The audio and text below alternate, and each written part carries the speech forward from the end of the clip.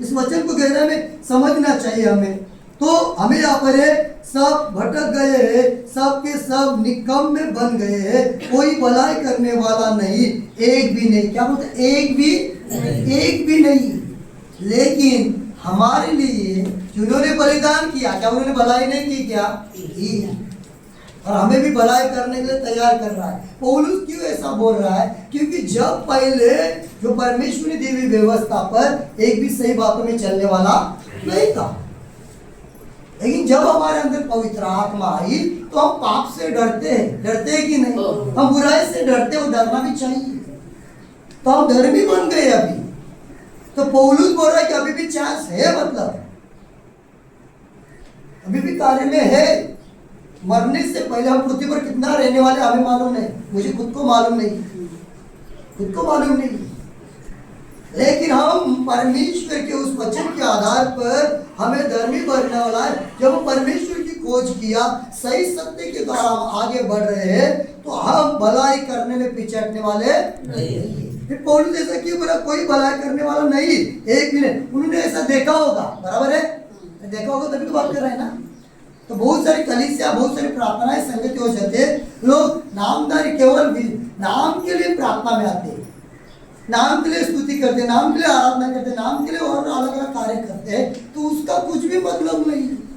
आप और हमें करना है तो पूरे मन के द्वारा विश्वास करना, पूरे मन लगाकर परमेश्वर की गीत गाइए। फिर आप घर पर रहे, आप आपके किधर काम पर रहे, आप खेती में है, आपके दुकान में है, मकान में है, वहां पर पूरे मन लगाकर गीतों को गाइए। हालेलुया। उस गीतों के द्वारा पवित्र आत्मा की उपस्थिति जो अपने अंदर है और बाहर ना से भी उसके कार्य में आने वाले उपस्थिति को हम दर्शाते हैं, और हम महसूस हो जाता है, होता है कि नहीं महसूस? ठीक है, इसकी शांति हमारे अंदर है, तभी तो बोल सकते तू ही शांति का राजा है, यीशु मुक्ति का दाता है, तेरी महिमा हम गाए सदा, है ना? तो प्रभु की महिमा हमें गानी है।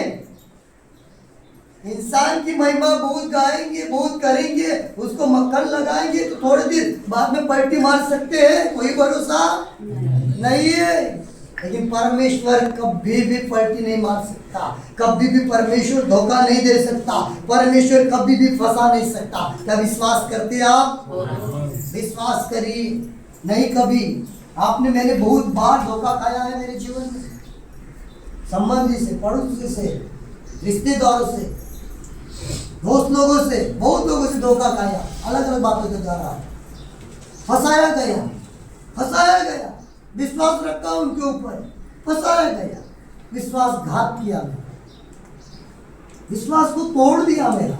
लेकिन परमेश्वर पर जब मैंने विश्वास किया तो परमेश्वर ने एक भी विश्वास को मेरे तोड़ा नहीं, एक भी विश्वास को नहीं तोड़ा, क्योंकि वो परमेश्वर है। वो अपने बच्चे की जरूरत जानता है, इसलिए हमें पूरे मन लगाकर परमेश्वर के वचन को समझना चाहिए, जानना चाहिए, परमेश्वर की ओर बेहतरीन तरह से खोज करना। मतलब परमेश्वर और भी कुछ क्या करने वाला है। हमें डरने की जरूरत नहीं। भूकंप हो रहा है, अलग अलग प्रकार के सुनामी आ रहे, अलग अलग प्रकार के जो बीमारी आ रहे, हमें डरने की जरूरत नहीं है। क्यों? पवित्र शास्त्र में इसके बारे में पहले ही लिखा गया है, पहले ही बताया गया है। और उस बातों को हम जब समझेंगे तो हमें उस बात की डर नहीं लगेगी, तो बोलेंगे अरे हाँ, अकाल आने वाला है, मरने में दुष्काल आने वाला है।